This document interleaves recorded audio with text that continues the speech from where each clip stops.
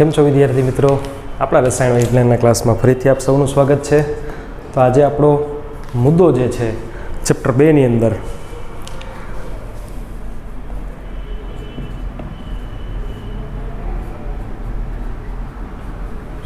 એ છે પરમાણ્વીય ક્રમાંક, atomic number Z. ચાલો તો પરમાણ્વીય ક્રમાંક શું છે એની આપણે ચર્ચા કરીએ. કે પરમાણુના કેન્દ્રમાં રહેલા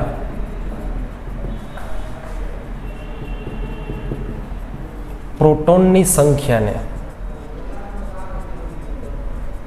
પરમાણ્વીય ક્રમાંક Z કહે છે. ધ્યાનથી વાત સમજવા જેવી છે.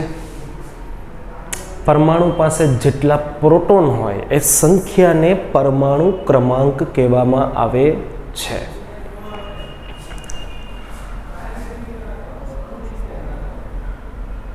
તટસ્થ પરમાણુમાં પ્રોટોન અને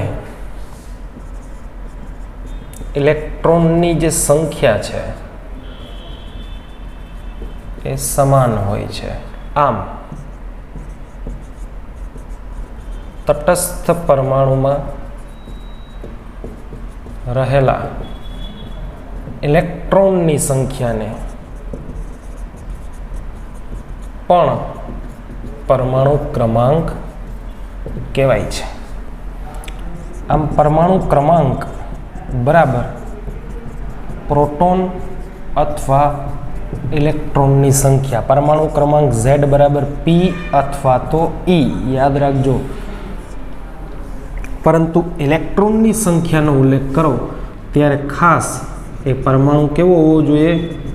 તટસ્થ હોવો જોઈએ. તો જ પ્રોટોન અને ઇલેક્ટ્રોનની સંખ્યાથી સમાન થાય.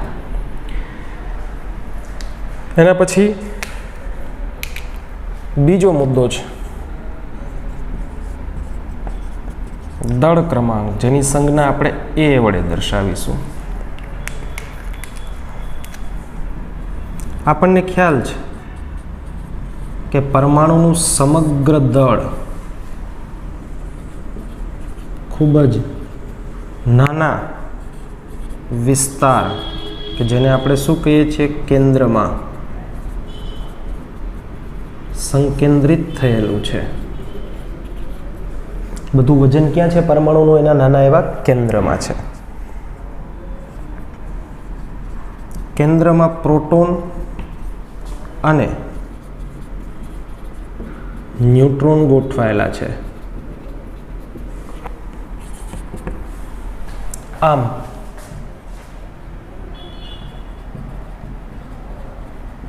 પરમાણુનું દળ માત્ર પ્રોટોન અને ન્યુટ્રોન ની સંખ્યા પર આધાર રાખે છે. આપણને ખ્યાલ છે કે ઇલેક્ટ્રોનનું દળ ખૂબ જ ઓછું હોવાથી તેને આપણે શું કરીએ છીએ? અવગણવામાં આવે છે. ઇલેક્ટ્રોન છે કેન્દ્રની બહાર હોય પણ એનું વજન એટલું બધું ઓછું છે કે પરમાણુના કુલ વજનમાં એને ધ્યાનમાં લેવાતું નથી. પરમાણુનું વજન આપણે માત્ર પ્રોટોન અને ન્યુટ્રોનના કારણે છે એવું કહીએ.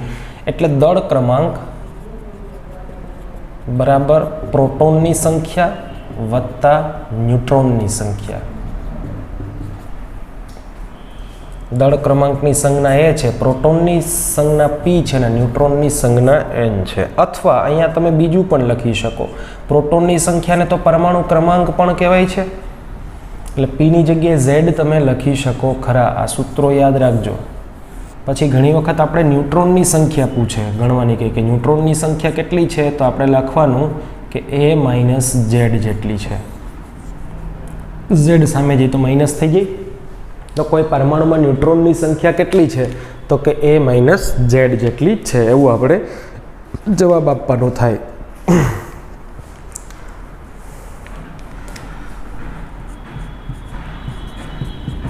પ્રોટોન અને ન્યુટ્રોન બંનેને સંયુક્તપણે ન્યુક્લિયોન કહેવાય. બેને સંયુક્તપણે ન્યુક્લિયોન કહેવાય. કેન્દ્રીય કણો ન્યુક્લિયોન્સ કહેવાય. પ્રોટોન અને ન્યુટ્રોનની સંખ્યાનો સરવાળો છે ને ન્યુક્લિયોન્સ કહેવાય.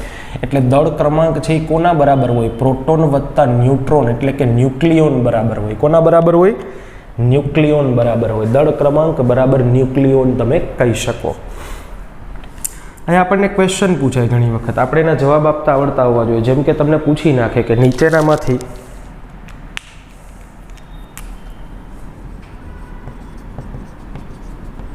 પ્રોટોન, ઇલેક્ટ્રોન અને ન્યુટ્રોન ગણો, એવું પૂછી નાખે. જેમ કે ફોસ્ફરસ,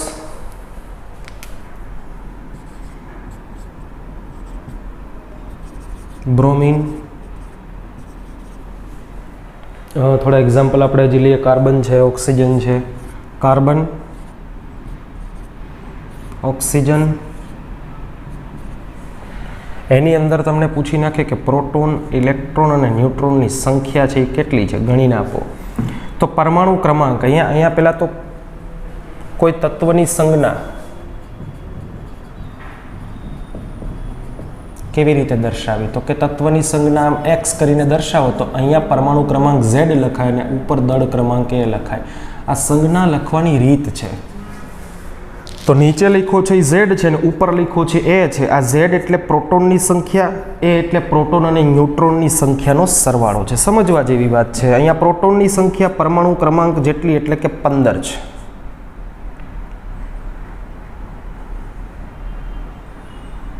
અહીંયા દાખલાઓની અંદર થોડું વધુ સ્પેસિફાઈ કરવાનું ગણિત છે મારું, એટલે હું ક્વેશ્ચન અહીંયાથી કાઢી નાખું છું અને થોડી વધારે વસ્તુને એડ કરું છું. જેમ કે અહીંયા પહેલાં તો તમને એ ખબર હોવી જોઈએ અને ઝેડ ખબર હોવી જોઈએ. અહીંયા એ બરાબર કેટલા છે? તો કે 31. ઝેડ બરાબર કેટલા છે? તો કે 15. અહીંયા એ બરાબર 80 છે અને ઝેડ બરાબર કેટલા છે? તો કે 35. એ બરાબર કેટલા છે? 13 અને ઝેડ બરાબર કેટલા છે? 6. એ બરાબર અહીંયા 16 છે અને ઝેડ બરાબર કેટલા છે? 8. આ બધાના મગજમાં બેસવું જોઈએ.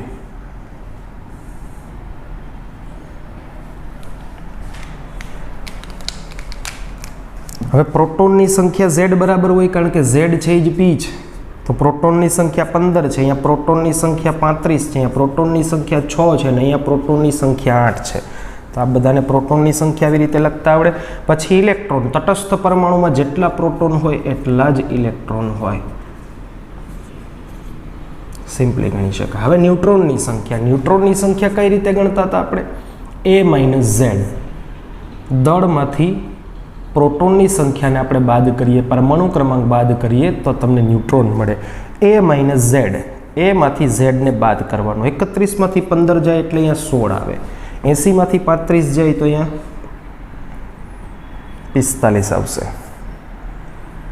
13માંથી 6 જાય તો અહીંયા 7 આવશે. 16માંથી 8 જાય તો અહીંયા 8 આવશે. તો આવી રીતે તમને પ્રોટોન, ઇલેક્ટ્રોન અને ન્યુટ્રોનની સંખ્યા કોઈ પણ પદાર્થની અંદરથી ગણતા આવડતી હોવી જોઈએ. નાનકડું એવું ટ્વિસ્ટ કરીને પૂછે આપણને તો આપણે આવો ક્વેશ્ચન આપી દઈએ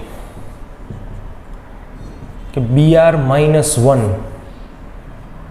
3580 માં પ્રોટોન, ન્યુટ્રોન, ઇલેક્ટ્રોન ગણો, આવું આપણને પૂછી નાખે. ઉપર -1 વીજભાર છે, તટસ્થ પરમાણુ નથી, આ ઋણ આયન છે. તો અહીંયા શું ધ્યાન રાખવાનું?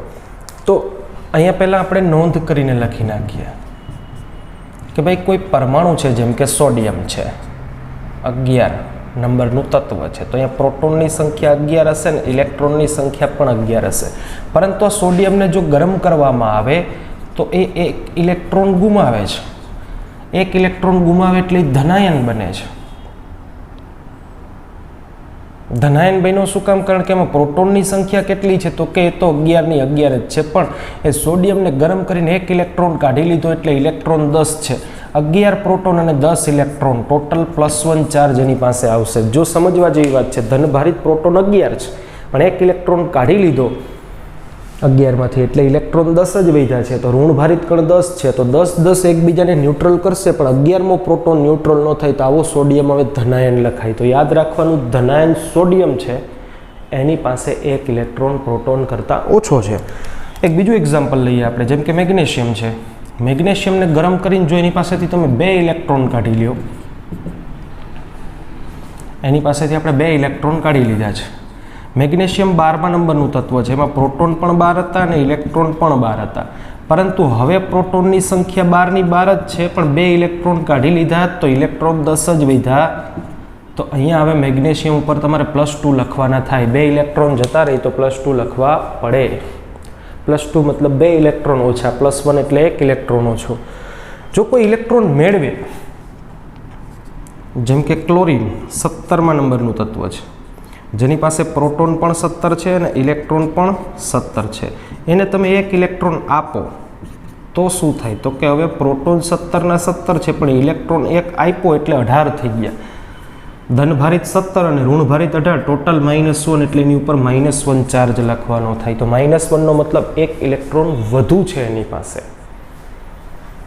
અહીંયા પણ Br 35મા નંબરનું તત્વ છે, એની પાસે પ્રોટોન પણ 35 છે અને એની પાસે ઇલેક્ટ્રોન પણ 35 છે. જો એને તમે 1 ઇલેક્ટ્રોન આપો તો બ્રોમિન કે જે 35મા નંબરનું તત્વ હતું, એમાં પ્રોટોન હજી 35 જ છે, પણ ઇલેક્ટ્રોન 1 આપ્યો એટલે 36 થઈ ગયા. તો ટોટલની ઉપર -1 લખવાનું થાય. તો જ્યાં ઋણભાર લખ્યા છે ત્યાં ઇલેક્ટ્રોનની સંખ્યા ઋણભાર જેટલી વધારે છે, અને જ્યાં ધનભાર લખ્યા છે ત્યાં ઇલેક્ટ્રોનની સંખ્યા ધનભાર જેટલી કેવી છે? ઓછી છે. આ નોટ કરી લેજો. હવે આપણે આ જે ક્વેશ્ચન છે એનું સોલ્યુશન કરીએ. તો અહીંયા આપ સૌ જોઈ શકો છો કે પ્રોટોન, ઇલેક્ટ્રોન અને ન્યુટ્રોનની સંખ્યા છે એ કેટલી હશે એનું કેલ્ક્યુલેશન કરીએ. તો પ્રોટોન તો 35મા નંબરનું તત્વ હોય એટલે 35 જ હોય, પણ ઇલેક્ટ્રોનની સંખ્યા જો -1નો મતલબ 1 ઇલેક્ટ્રોન વધુ છે, પ્રોટોન કરતાં 1 વધુ મતલબ કેટલા હશે? 36 હશે. ન્યુટ્રોન છે A - Z 45.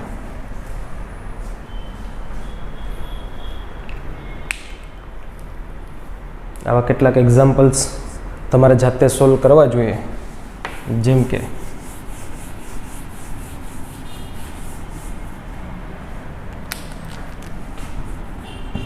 ફોસ્ફરસ છે,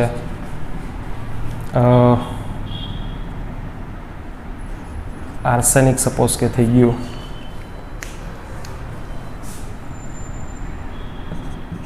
સેલ્યુરિયમ થઈ ગયું છે. આર્સેનિક કાઢી નાખું છું, એના બદલે આપણે લખી નાખીએ ત્યાં એલ્યુમિનિયમ. અહીંયા 15 છે, અહીંયા 31 છે, અહીંયા 13 છે, અહીંયા 27 છે. સેલેનિયમ કાઢી નાખું છું, એની જગ્યાએ આપણે લગાડી દઈએ છીએ સેલેનિયમ જ રહેવા દઈએ. 34 છે, મને એક્ઝેક્ટ ખ્યાલ નથી, પણ 80ને બદલે અહીંયા આપણે 85 કરી દઈએ.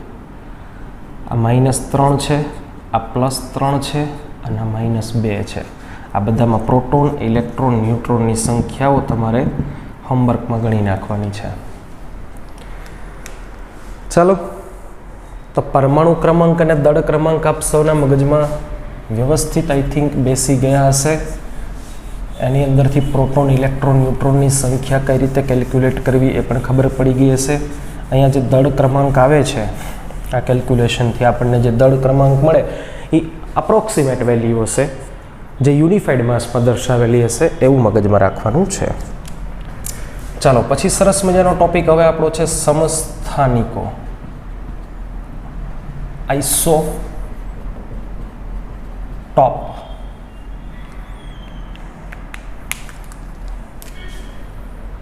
જેમના પરમાણુ ક્રમાંક એટલે કે Z સરખા છે, પરંતુ દળ ક્રમાંક એ જુદા જુદા છે, તેમને સમસ્થાનિકો કહે છે. સમસ્થાનિકો એટલે પરમાણુ ક્રમાંક સરખો હોય પણ વજન જુદું જુદું હોય. દાખલા તરીકે ક્લોરીન. ક્લોરીન 17મા નંબરનું તત્વ છે પરંતુ એક છે એનું વજન છે 35 છે અને એક છે એનું વજન છે 37 છે. તો આ બેની અંદર પ્રોટોનની સંખ્યા 17 છે, ઇલેક્ટ્રોનની સંખ્યા પણ 17 છે, પણ ન્યુટ્રોનની સંખ્યા અહીંયા 18 છે, અહીંયા 20 છે. તો અહીંયા જુદું જુદું શું છે? ન્યુટ્રોન. સમસ્થાનિકોમાં દળ ક્રમાંક જુદા હોવાનું કારણ શું છે? ન્યુટ્રોનની સંખ્યામાં તફાવત છે. ન્યુટ્રોનની સંખ્યા અહીંયા જુદી જુદી છે એટલે અહીંયા દળ છે એ જુદા જુદા થાય એવું આપણે કહી શકીએ. બેમાં ન્યુટ્રોનની સંખ્યા સમાન હોતી નથી. તો આ સમસ્થાનિકો છે એના કેટલાક બીજા એક્ઝામ્પલ્સ આપણે લખીએ. જેમ કે હાઇડ્રોજન લઈ લઈએ આપણે. હાઇડ્રોજનનો પરમાણુ ક્રમાંક બધાનો એક જ છે, પણ એકનું વજન છે 1 છે, એકનું વજન છે 2 છે ને એકનું વજન 3 છે. અહીંયા પ્રોટોન અને ઇલેક્ટ્રોનની સંખ્યા બધામાં સરખી છે, 1 1 અને 1. પ્રોટોન 1 છે, ઇલેક્ટ્રોન 1 છે, પણ ન્યુટ્રોનની સંખ્યા અહીંયા 0 છે, અહીંયા 1 છે ને અહીંયા 2 છે. આનું નામ છે પ્રોટિયમ, મતલબ નોર્મલ હાઇડ્રોજન. આ છે ડ્યુટેરિયમ અને આનું નામ છે ટ્રિટિયમ. હાઇડ્રોજનના 3 સમસ્થાનિક, એક નોર્મલ પ્રોટિયમ મતલબ નોર્મલ હાઇડ્રોજન છે, કે ડ્યુટેરિયમ છે, ટ્રિટિયમ છે. એની સંજ્ઞા પણ છે. આની સંજ્ઞા છે H જ છે, આની D છે અને આની T છે. 3 સંજ્ઞાઓ પણ છે એમની. તો હાઇડ્રોજનના 3 સમસ્થાનિકો છે. સમસ્થાનિકો તો ઘણા બધા છે. યુરેનિયમ છે,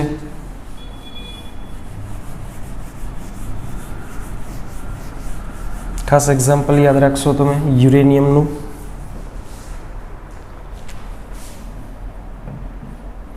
યુરેનિયમ છે 92,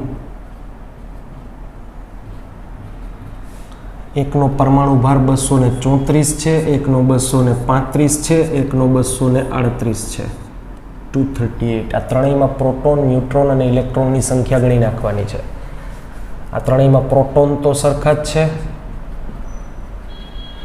ઇલેક્ટ્રોન પણ સરખા છે, પણ ન્યુટ્રોનની સંખ્યા છે આની અંદર હશે 142, અહીંયા 143, અહીંયા 146. આ જે બે ખાસ મહત્વના સમસ્થાનિકો છે, સ્થાયી છે, પણ એમાં સૌથી વધુ સ્થાયી 238 વાળો છે, પણ એ નકામો છે, કામનો 235 વાળો છે. આપણે ભણીશું આગળના પાઠોમાં. 235 યુરેનિયમ ખૂબ જ મહત્વનું એક ઈંધણ છે, રેડિયો એક્ટિવ ઈંધણ છે, એનો આપણે અહીંયા ખ્યાલ હોવો જોઈએ. એના પછીનો મુદ્દો આપણો છે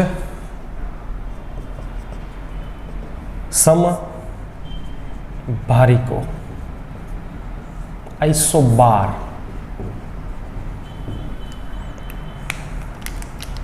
આઇસોટોપ, આઇસોબાર.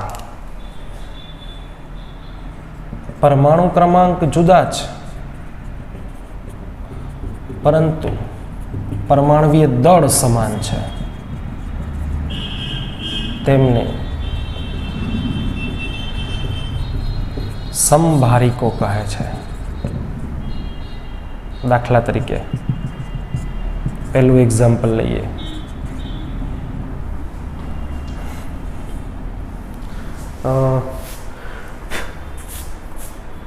સમભારિકોના એક્ઝામ્પલ્સ આપણી પાસે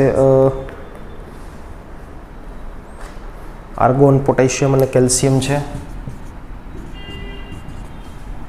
18મું છે, આ 19મું છે અને 20મું છે. તમે જોઈ શકો છો કે પરમાણુ ક્રમાંક ત્રણેયના જુદા જુદા છે. ત્રણેયમાં પ્રોટોનની સંખ્યા 18, એકમાં 19, એકમાં 20 છે, પણ ન્યુટ્રોનની સંખ્યા જે છે 40માંથી 18 જાય તો 22 વધે, 40માંથી 19 જાય તો 21 વધે, 40માંથી 20 જાય તો 20 વધે. એ પણ જુદી જુદી છે. અહીંયા સરખું હોય તો એ દળ ક્રમાંક ત્રણેયમાં કેટલો છે? 40. તો એ પ્રોટોન અને ઇલેક્ટ્રોન અને ન્યુટ્રોનની સંખ્યા જુદી જુદી છે, પરંતુ બધાનું વજન સરખું છે. પ્રોટોન અને ન્યુટ્રોનની સંખ્યાનો સરવાળો છે એ સરખો છે, ન્યુક્લિઓનની સંખ્યા સરખી છે.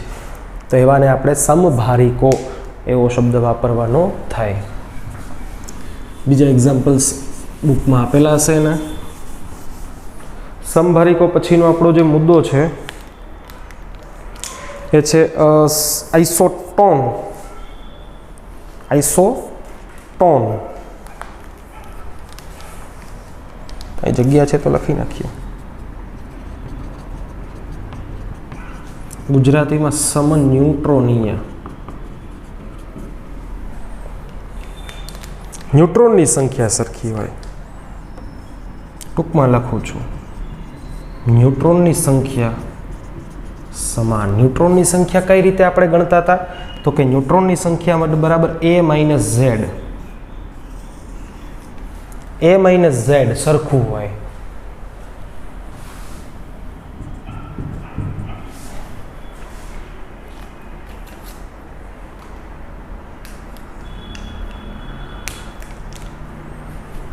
જેમ કે સિલિકોન, ફોસ્ફરસ અને સલ્ફર આપણે 3 લઈએ છીએ.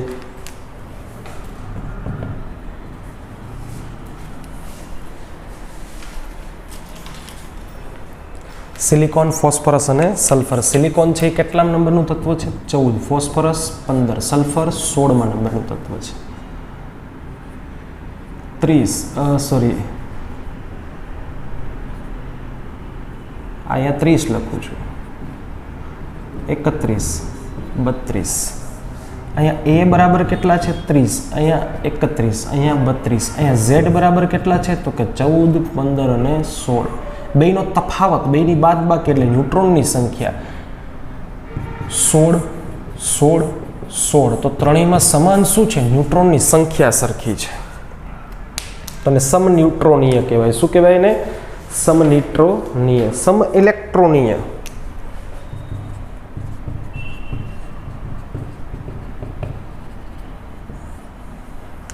આઇસો ઇલેક્ટ્રોનીય ઇંગ્લિશમાં જેને કહેવાય છે.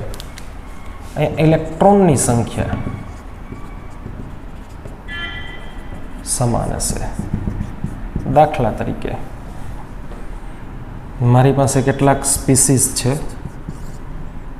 જેમ કે હું નાઇટ્રોજન લઈ લઉં, ઓક્સિજન લઈ લઉં, ફ્લોરિન લઈ લઉં, નિયોન લઈ લઉં, સોડિયમ લઈ લઉં, મેગ્નેશિયમ લઈ લઉં. આ બધા જ ઇલેક્ટ્રોનીય છે. કઈ રીતે? જુઓ, આ બધામાં પ્રોટોનની સંખ્યા તો કે 7, 8, 9, 10, 11 અને 12 પરમાણુ ક્રમાંક જેની પ્રોટોનની સંખ્યા હોય.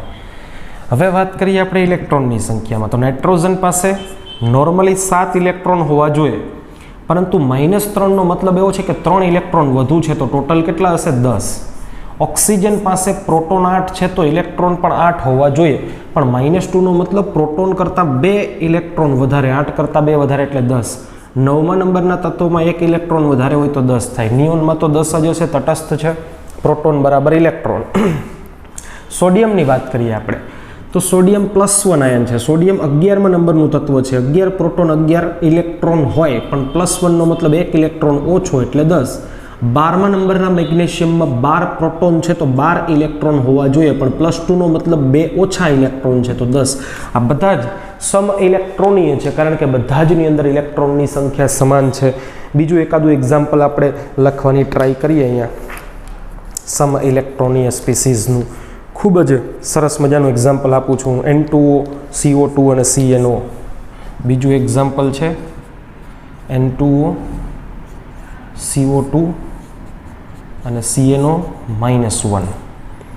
ટોટલ ઇલેક્ટ્રોન આ બધામાં ગણી લઈએ આપણે. જુઓ, નાઇટ્રોજન કેટલા છે? 2. નાઇટ્રોજન 7 ઇલેક્ટ્રોનવાળી સ્પીસીસ છે. 2 હોય એટલે 7 દુ 14, 14 અને ઓક્સિજનના 8 એટલે કેટલા થઈ ગયા? 22. કાર્બનના 6 અને 2 ઓક્સિજનના 8, 8 એટલે 16 ને 6 22. કાર્બનના 6, નાઇટ્રોજનના 7, 7 ને 6 13, 13 અને ઓક્સિજનના 8 એટલે 21, 21 અને 1 એક્સ્ટ્રા એટલે અહીંયા પણ 22 ઇલેક્ટ્રોન છે. કેટલા ઇલેક્ટ્રોન છે? 22. આ બધા 22 ઇલેક્ટ્રોન વાળા છે. બીજું એકાદું એક્ઝામ્પલ આપણે જોઈએ. CO, Cn- અને N2. CO, Cn- અને N2. જો ઇલેક્ટ્રોન ગણતા આવડતા હોવા જોઈએ બધાને. કોઈને એમ થાય કે સાહેબ આમાં કેવી રીતે ગણવા, આમ ખબર ન પડે ને તો છૂટું પાડીને લખવાનું. ઘણાનું મગજ નથી હાલતું ઘણી વખત.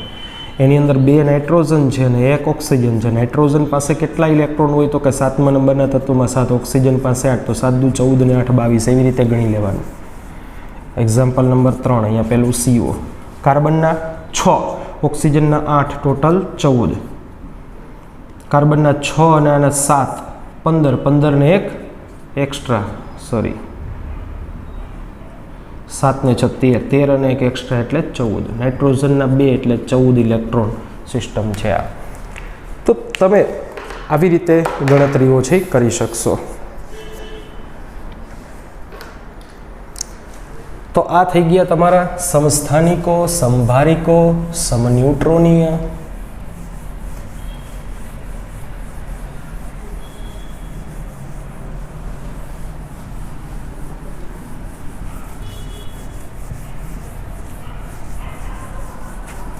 સમ ઇલેક્ટ્રોનીય. આમાંથી MCQs ઘણી વખત પૂછાય. આપણે બધા વ્યવસ્થિત ટોપિક તૈયાર કરવાના છે. MCQ પૂછાય તો એક પણ MCQ સમજ બહાર નીકળવો ન જોઈએ, એ ધ્યાન રાખવાનું છે. તો સમસ્થાનિકો થઈ ગયા, જેને આપણે આઇસોટોપ કહીએ છીએ. એની અંદર શું આપણને જોવા મળ્યું તો કે સમસ્થાનિકોમાં પ્રોટોનની સંખ્યા P છે એ સમાન હોય બધામાં. ઇલેક્ટ્રોનની સંખ્યા E છે એ સમાન હોય.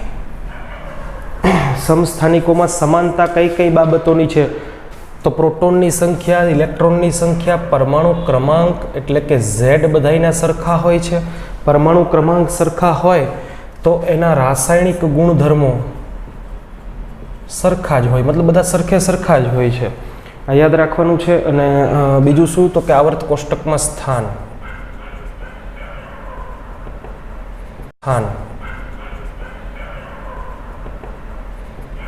એમાં જુદું જુદું શું હોય તો કે ન્યુટ્રોનની સંખ્યા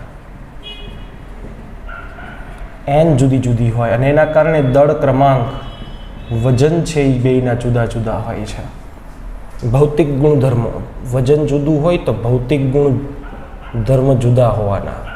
ભૌતિક એટલે માપીએ આપણે એવા બધા. દળ પોતે એક ભૌતિક ગુણધર્મ છે, બેયના દળ જુદા મતલબ ભૌતિક ગુણધર્મ, પણ રાસાયણિક રીતે બે સરખા હોય. જેમ કે એક્ઝામ્પલ આપણે લીધા હતા કે ભાઈ ક્લોરીન છે 17મા નંબરનું તત્વ, એકનું વજન 35 હોય બીજાનું 37 હોય, તો બે નોર્મલ ક્લોરીન જેવું જ બિહેવિયર કરે, પણ બેના વજન એટલે કે ભૌતિક રીતે બે જુદા છે. રાસાયણિક રીતે તો સેમ છે. રાસાયણિક ક્રિયાઓ કોણ કરે? ઇલેક્ટ્રોન કરે. બેમાં પ્રોટોન અને ઇલેક્ટ્રોનની સંખ્યા સરખી છે. ઇલેક્ટ્રોન જ રાસાયણિક ક્રિયા કરે તો રાસાયણિક ગુણ ઇલેક્ટ્રોનની સંખ્યા પર આધાર રાખે. તો બેયના રાસાયણિક ગુણ કેવા હશે?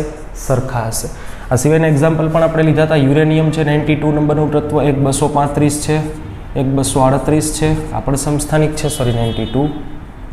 આ બધા એના એક્ઝામ્પલ્સ છે. સમસ્થાનિકો પછી સમભારિકો, જેને આપણે કીધા હતા આઇસોબાર્સ. સમભારિકોમાં દળ ક્રમાંક એ સરખા છે. દળ સરખા હોય તો એના ભૌતિક ગુણધર્મો સરખા હોય. એમાં તફાવત કઈ બાબતોમાં છે? જો અહીંયા આપણે શું લખીએ છીએ તો કે બધાની અંદર કઈ બાબતોમાં સમાનતા જોવા મળે, અહીંયા કઈ બાબતોમાં આપણને તફાવત જોવા મળે લખીએ છીએ. તો સમભારિકો જે છે એની અંદર પરમાણુ ક્રમાંક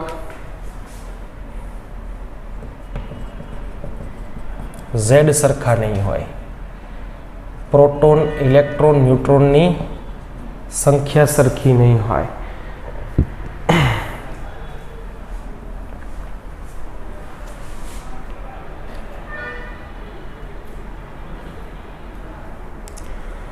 અહીંયા એક નાનકડી મિસ્ટેક છે જે આપણે સુધારવાની છે. ભૌતિક ગુણધર્મ સરખા નહીં કહી શકીએ આપણે. રાસાયણિક અને ભૌતિક ગુણધર્મો છે એ સમાન નથી, યાદ રાખજો. અહીંયા ન્યુક્લિયોન લખી શકીએ આપણે. ન્યુક્લિયન એટલે પ્રોટોન અને ન્યુટ્રોનનો સરવાળો સરખો છે એવું કહી શકીએ. એમના એક્ઝામ્પલ શું છે તો કે જેના વજન સરખા છે આપણે લીધા હતા, જેમ કે આર્ગોન લઈ લ્યો, એના પછી પોટેશિયમ લઈ લ્યો, કેલ્શિયમ લઈ લ્યો. આર્ગોન છે 18, આ 19 અને 20, પરંતુ આ બધાના વજન કેટલા છે? 40, 40 અને 40. આપણે ગણતરી કરી કે આમાં પ્રોટોન, આમાં ઇલેક્ટ્રોન, આમાં ન્યુટ્રોન બધાની સંખ્યા જુદી જુદી છે, કોઈ સમાન નહીં આવે. તો સમભારિકો થઈ ગયા.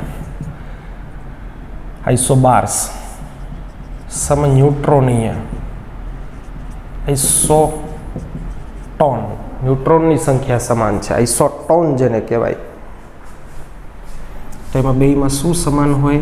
ન્યુટ્રોન.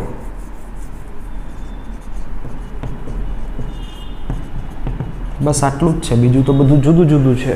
પરમાણુ ક્રમાંક, દળ ક્રમાંક, પ્રોટોન, ન્યુટ્રોન, ઇલેક્ટ્રોન, ભૌતિક, રાસાયણિક બધું. પરમાણુ ક્રમાંક જુદા, દળ ક્રમાંક જુદા, પ્રોટોન, ન્યુટ્રોન, ઇલેક્ટ્રોન, ન્યુટ્રોન એક નહીં આવે ને, એની સંખ્યા તો સરખી છે. આ બધું જુદું જુદું હશે, કઈ સમાનતા નહીં હોય, ભૌતિક રાસાયણિક ગુણ નહીં હોય.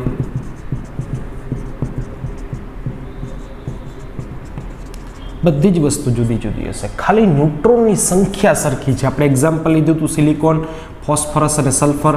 આ 14, આ 15 અને 16. આ વજન હતું એમનું 30,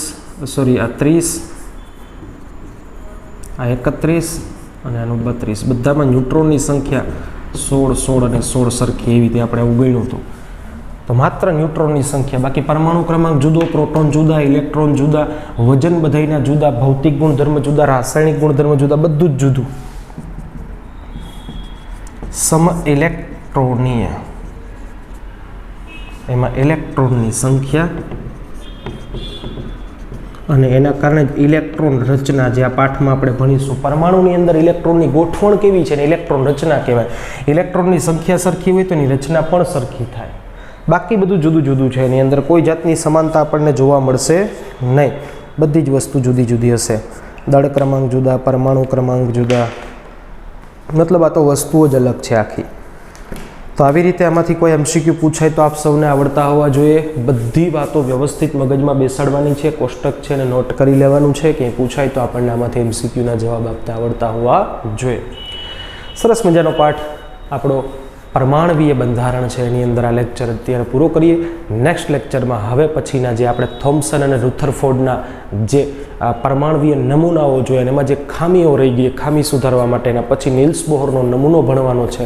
પણ એ નમૂનો ભણતા પહેલાં થોડીક બાબતો આપણે શીખવી પડશે, જે ક્વોન્ટમ યંત્રશાસ્ત્ર આધારિત છે. મેક્સ પ્લાન્ક આપણને શું કહી ગયો છે, મેક્સવેલનો જે વિદ્યુત ચુંબકીય તરંગોની વાત છે, યુજીન્સે કંઈક વાત કરી છે. આ બધી બાબતોને થોડીક મગજમાં બેસાડવી પડશે. ત્યારબાદ આપણે નીલ્સ બોહરના નમૂના સુધી આગળ જઈશું. અહીંયા સુધી રાખીએ છીએ. Thank you.